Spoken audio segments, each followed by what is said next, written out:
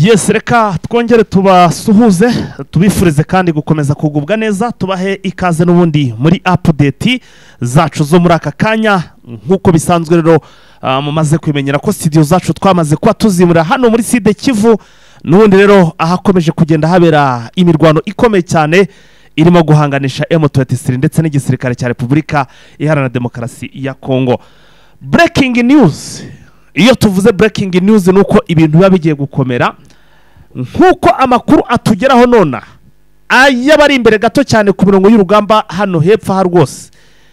Ubu tuvugana imirwano tayari yamaze gusatira umujyi neza kuko ubu tuvugana barimo kurwanira muri ka gace n'ubundi twigeze kubabwira Wazalendo zakundaga kurwaniramo na FARDC bita Kavimvira bari gupfa umupaka uri hano ro muri uri hano ro muri za Uvira munyihanganire reka mwumve amakuru uko bimeze.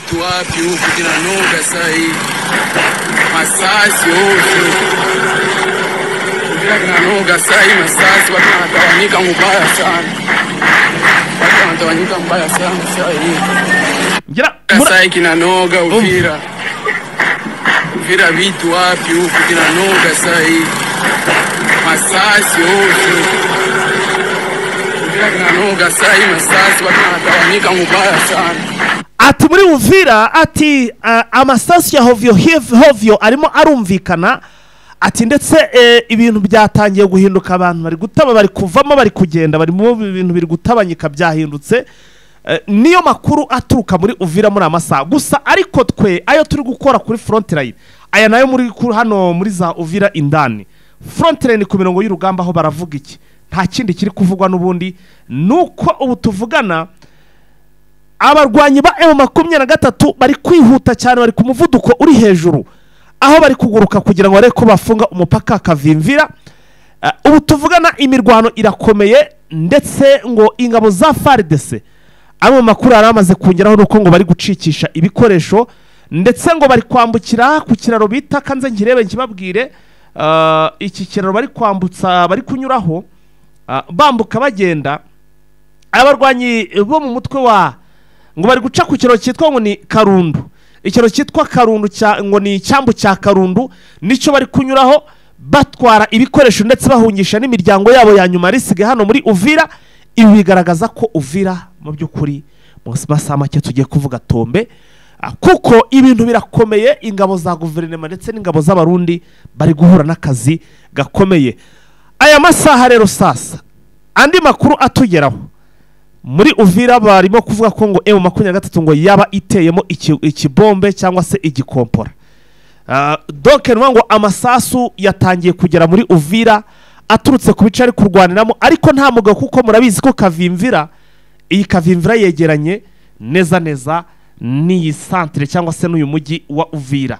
Narababwiye ejo ndabwira nti ibya Uvira ni bitarangira uyu munsi ntago bigomba kurenza ku munsi wo kwa gatatu ariko none bisa naho ubwo uyu munsi ari wo wanyuma kuko ibintu bimeze nabi.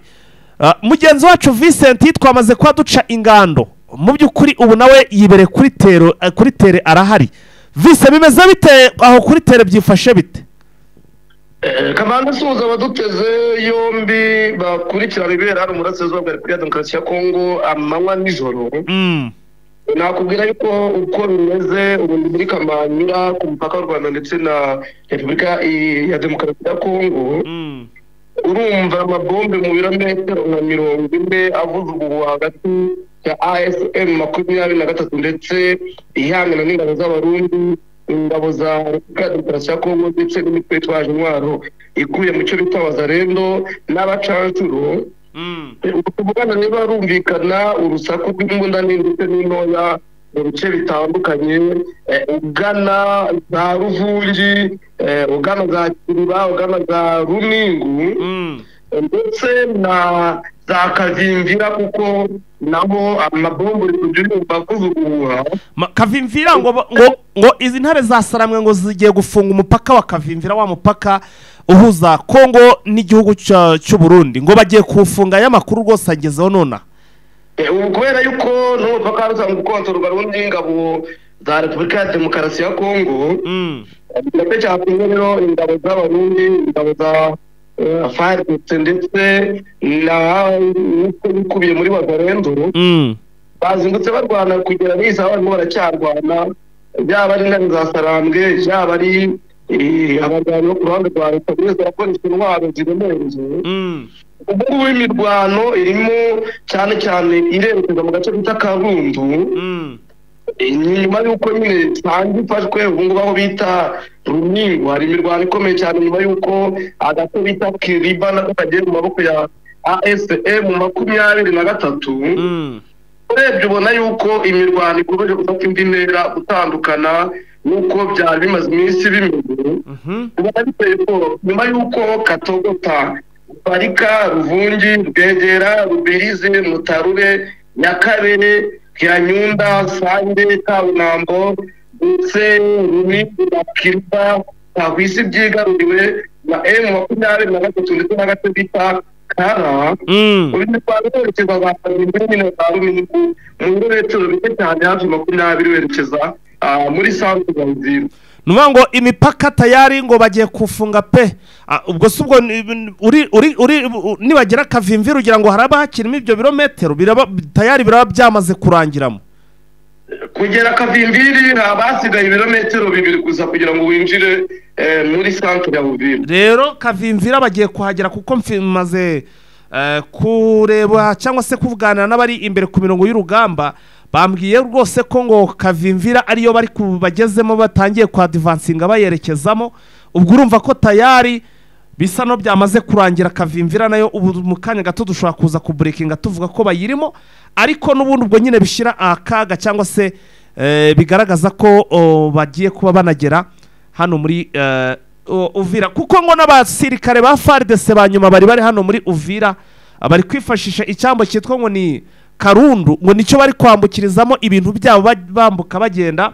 bava hano muri Uvira ndetse n'abagore babo byose bakaba barimo kugenda babyambutsa Vincent wenda reka tubanze twabamaze duhite tugaruka duhita dukomeza tureba nandi makuru akomeje kugenda agaragara hano kuri mirongo y'urugamba tubahaye ikaze muri Prime Health Infinity ubu rwose biroroshye nta mpamvu yo kwivuza ari uko warembye tugane tukugira inama zizewe kandi tuguhe produits z'umwimerere nziza ku buzima bwawe zigizwe n'ibinini 80% izindi zikozwe muri siro ndetse na powder zikomoka ku mugabane wa Aziya mu bihugu nk'Ubushinwa Ubuhinde ndetse na Malaysia produits zacu zikoreshwa mu kwivura ndetse no kwirinda indwara zose zirimo iz'imyororokere ku bagabo n'abagore kubura ubushake gucika intege mu gikorwa no kutabyara prostate umwijima umuvuduko w'amaraso diabete stroke impyiko umugongo amibe igifu hemorrhoide n'izindi ndwara zose zananiranye abari muri leta zunze ubumwe za Amerika naho twagejeje stock abari muri Canada Australia Europe ndetse na Aziya namwe dukoresha iposita ndetse na DHL mu gihe cy'iminsi 7 gusa imiti bayamaze kubageraho bari mu Rwanda ku Gisenyi ni ku muhanda w'amadepo ibumoso umanukiye kwa Karaveri Kigali ni umuhanda uri inyuma y'isoko ujya Kigali Parents hakurya ya restaurant yitwa Vision wanadusanga kandi Goma ni muri gare centrale Dogoma hafi ya Rompwe umuryango wa kabiri aho bisi zisohokera turabutsa yuko Igoma na Gisenyi twamaze kubagezaho massage kugira ngo dufashe abakeneye kinetherapy imiti ndetse no kurwanya stress ku bindi bisobanuro waduhamagara kuri 0782 99 057 kazi muri Prime Health Infinity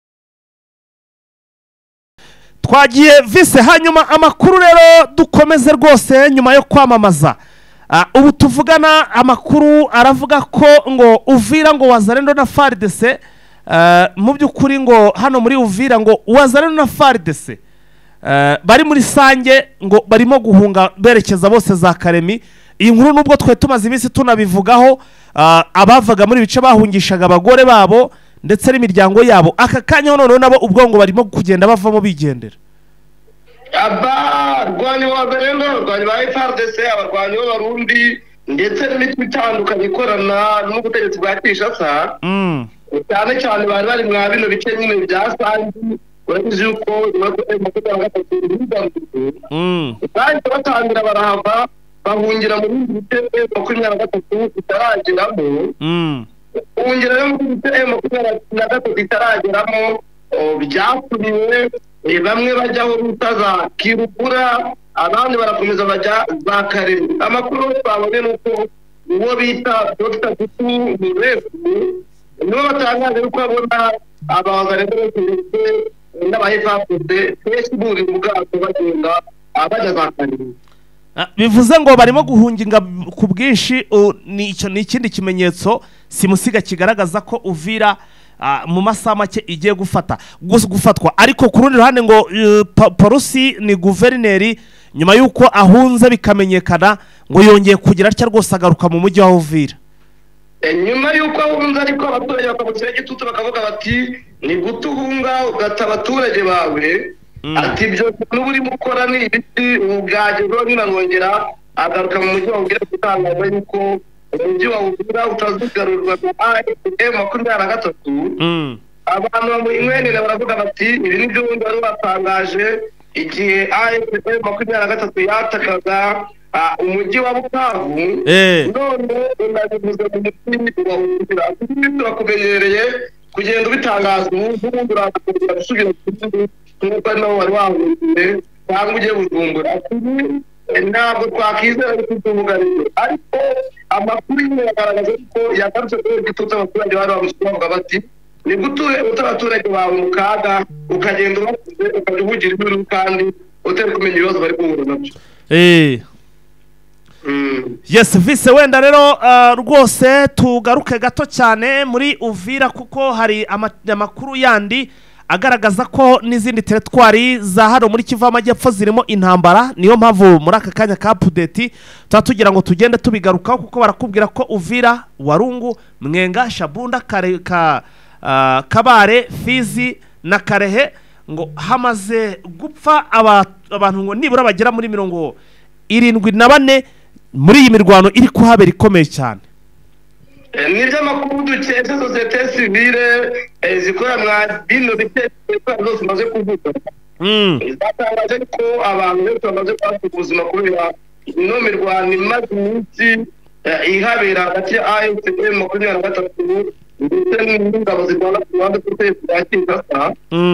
Bavuga ko abantu bagera muri 74 baguye muri teritwari ya Uvira. Teritwari ya Shabunda, Kabare, Fizi ndetse na Karehe. Bavuga yuko abantu bagera muri 86 nabo bakomerekeye mu Rwanda rwo kutarike yabaye mu teritwari za Warungu n'abiga za Shabunda, Kabare, Fizi na Karehe.